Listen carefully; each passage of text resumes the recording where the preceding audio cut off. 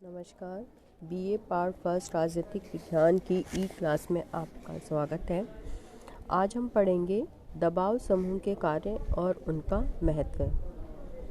प्रारंभ में दबाव समूह को अनैतिक संगठन माना जाता था और उन्हें है दृष्टि से देखा जाता था, किंतु धीरे धीरे स्थिति में परिवर्तन आया और राजनीतिक व्यवस्था में दबाव समूह का महत्व और मूल्य समझा जाने लगा और उन्हें राजनीतिक जीवन के लिए अनिवार्य मान लिया गया है। आज तो सभी पक्षों के द्वारा इस विचार को अपना लिया गया है कि लोकतांत्रिक व्यवस्था में दबाव समूह न केवल आवश्यक है बल्कि वांछनीय है। अब ये जो दबाव समूह है वो किस तरीके से उपयोगी है या इनका राजनीतिक व्यवस्था में क्या महत्व है, इस विषय पर आज हम चर्चा करेंगे। पहला इसके अंदर है जनतांत्रिक प्रक्रिया की अभिव्यक्ति का साधन। दबाव समूह को लोकतंत्र की अभिव्यक्ति का साधन माना जाता है। लोकतंत्र की सफलता के लिए लोकमत तैयार करना आवश्यक होता है ताकि विशिष्ट नीतियों का समर्थन अथवा विरोध किया जा सके। विभिन्न देशों में दबाव गुट विभिन्न तरीकों से अपनी बात मनवाने के लिए प्रयत्नशील रहते हैं। लोकमत को शिक्षित करने, आंकड़े इकट्ठे करने, निर्माताओं के पास आवश्यक सूचनाएं पहुंचाकर अपने जो भी अभिष्ट है या जो भी उनकी हित है उनकी प्राप्ति करना आज जनतांत्रिक प्रक्रिया का अंग बन गया है। दूसरी जो इनकी उपयोगिता और महत्व है वो शासन के लिए सूचनाएं एकत्रित करने वाले संगठनों के रूप में दबाव समूह। प्रत्येक देश में सरकार तथा शासन के पास आवश्यक सूचनाएं पर्याप्त मात्रा में होनी चाहिए।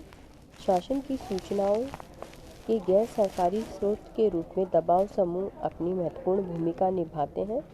दबाव समूह आंकड़े इकट्ठे करने, शोध करने तथा सरकार को अपनी कठिनाइयों से परिचित करवाते हैं।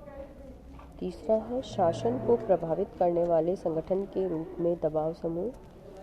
आजकल दबाव समूह का अस्तित्व एक ऐसी संस्था के रूप में है जिनके पास इस दृष्टि से काफ़ी शक्ति होती है कि वे अपने हितों की रक्षा के लिए सरकारी जो भी विधायक हैं या प्रशासनिक अधिकारी हैं या सरकारी मशीनरी है उसको उपयोगी और सफलतापूर्वक उन पर प्रभाव डाल सकते हैं। चौथा कार्य उनके द्वारा किया जाता है सरकार की निरंकुशता को सीमित करना। प्रत्येक जो शासन व्यवस्था में केंद्रीकरण की जो प्रवृत्ति है वो बढ़ रही है और समूची शक्तियां सरकार के हाथों में केंद्रित होती जा रही हैं। दबाव समूह अपने साधनों के द्वारा सरकारी जो निरंकुशता है उसके को नियंत्रित करने या परिसीमित करने का कार्य उनके द्वारा किया जाता है। पांचवा कार्य जो उनके द्वारा किया जाता है समाज और शासन में संतुलन स्थापित करना। दबाव समूह के अस्तित्व का एक लाभ यह है कि विभिन्न हितों के बीच संतुलन बना रहता है।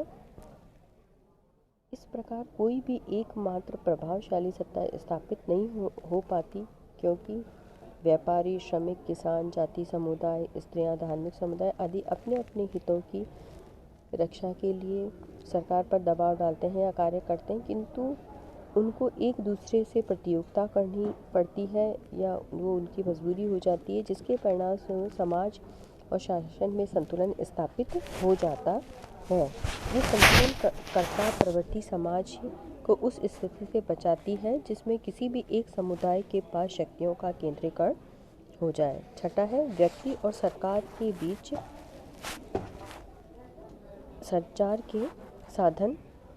दबाव समूह लोकतांत्रिक राज्य व्यवस्था में व्यक्तिगत हितों का राष्ट्रीय हितों के साथ सामंजस्य स्थापित करते हैं। ये समूह नागरिक और सरकार के बीच संचार के साधनों का कार्य करते हैं। सातवां है क्षेत्रीय प्रतिनिधित्व का पूरक।